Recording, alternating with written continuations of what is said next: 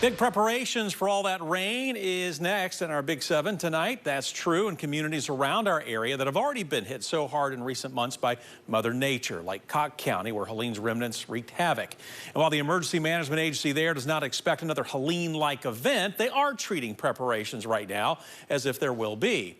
EMA Director Joe Esway telling us because Helene has changed much of the waterways, places which don't usually flood could see flooding, and he urges residents in that area to make a plan, like pack a go bag, find a place that you could evacuate to if need be, and prepare your home for the storm. Those are just a few of the tips Esway gives for homeowners to be better prepared. In the meantime, he says his team is gearing up as well. The Cocke County Swiftwater operators were here yesterday, topping off the fuel tanks, doing mechanical checks on all the rescue vehicles, the boats. The team leaders took their guys through gear checks to make sure that everything was charged and fully operational, and they had everything in their gear bags. Both Cocke County and Newport City Swiftwater rescue teams are on a heightened alert right now. So, you know, we're expecting some issues. This is going to be an event. Cocke County residents told us today that they are nervous for what could come.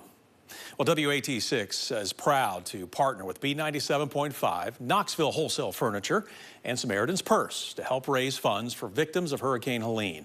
Just point your smartphone's camera at the QR code on the screen right now, and it's going to take you to a donation page. You can also log on to SamaritansPurse.org /WATE. And from now until the end of the month, every dollar you give will be matched up to $1 million, and the money you give will go to victims of the storm here in East Tennessee and in North Carolina. Well, speaking of Helene, a big update on repairing some big damage. The Secretary of the U.S. Department of Transportation, Sean Duffy, met with local and state leaders in Cocke County today. The main focus, a stretch of I-40 that remains closed after sustaining significant damage from Hurricane Helene. Today, we learned that 2 lanes of I-40, one in each direction, will be reopened by March 1st. That's according to the North Carolina governor. Secretary Duffy emphasizing that the federal government will continue to work with state and county leaders on making sure the project gets done. He also shared the importance of repairing the highway quickly, but also for the right price. Secretary Duffy also saying that the Forest Service has said it is willing to work with officials on the project to help get rock for the road from 1 mile to 3 miles away as opposed to 20 to 50 miles away. This is going to be the most expensive emergency relief project that we've ever had in the country. This is the most expensive project that we will spend money to. And as you drive through here, you can see why. Yeah, Duffy says the price is due to the difficult terrain. You know, one part of I-40 is surrounded by mountains. The other side, you got a river. But again, he wanted Cocke Countyans to know the federal government will continue to work with local leaders. The response to a newer disaster is next on our big story list for you tonight after an EF2 tornado tore through parts of Morgan County last week. Tonight, we're hearing from some of the residents who were home when the storm struck. Candace and Paul White live along Lindsay Howard Road with their 2 young children. They were home watching TV when the tornado hit. After getting the alert on their phones, the family sheltered in a closet and said it was only a few minutes before they heard their windows shattering. We weren't as much worried about the damage as we were if everyone was okay. So the first thing we started doing is running up and down the road. We've got lots of family and friends. My mother lives right next door, and of course aunt on this side. And that was the first thing we did, was check on everyone. And it was completely dark, so it was kind of chaos because you couldn't see anything, and then it was still raining pretty hard. Family lost a shed and has damage to the windows and siding of their home, but say they are lucky to be alive. They were without power for 4 days, but volunteers from around the area provided them with heat in the meantime. And today we met the Huth family sharing their experience from that night. Sarah Huth and her children were not home, and as they tried to return after the storm, they found the roads to be covered in trees and brush, making it impossible to get through.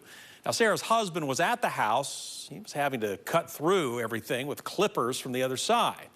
They eventually got to the house but lost 10 chickens and said their treadmill went through the garage door. Although their house was unharmed, they had a few other assets and buildings that were destroyed.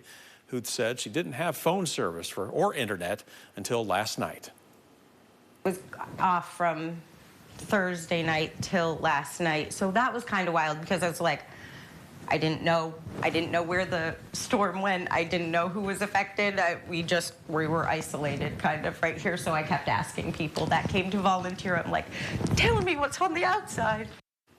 Huth tells us the community really came together to help her and her family in a time of need, providing supplies and assisting with cleanup efforts. Our next story on the Big 7 list is a crime alert here in Knoxville. Police looking for the driver and vehicle behind a fatal hit and run. We're learning a 75-year-old woman has succumbed to her injuries after being struck with a car last Monday on Walker Boulevard in North Knoxville. This happened around 7:30 right in front of Northgate Terrace. The vehicle, which is yet to be identified, left the scene before officers arrived. Now, the department says the woman died Saturday. And according to investigators, the woman was struck while she was walking in a crosswalk. Witnesses say they saw a silver or white SUV, potentially a Jeep, possibly a Hummer, speed off after the incident. Now, anyone with any information on this vehicle, the driver, or anything else that could help law enforcement tonight is encouraged to reach out to East Tennessee Valley Crime Stoppers. The number right there at the top of your screen, 865-215-7165. And as always, you are eligible for a cash reward. A big speech tonight from Governor Bill Lee. He's delivering his 7th State of the State address right now in Nashville. And although we do not know exactly what is going to be in his address, he gave a preview saying, quote, Tennessee is continuing to lead the nation as a beacon of opportunity, security, and freedom. It's time for us to innovate to create a brighter future for our state. He continues saying, and in the coming year, I look forward to a continued partnership with the General Assembly to accomplish our legislative priorities and provide greater opportunity for all Tennesseans, end quote. Now, a big topic of interest, of course, will be the budget.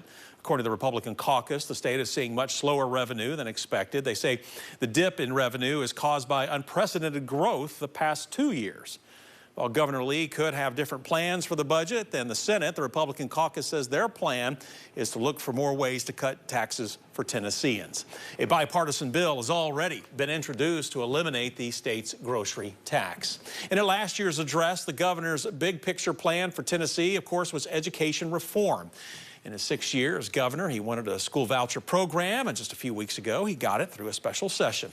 Students in Tennessee can now receive scholarships for private schools through taxpayer money. Now, a timeline for applications is unclear, though Lee expects it to be sometime this year. And we'll, of course, have more from the state of the state for you coming up tonight at 11 o'clock.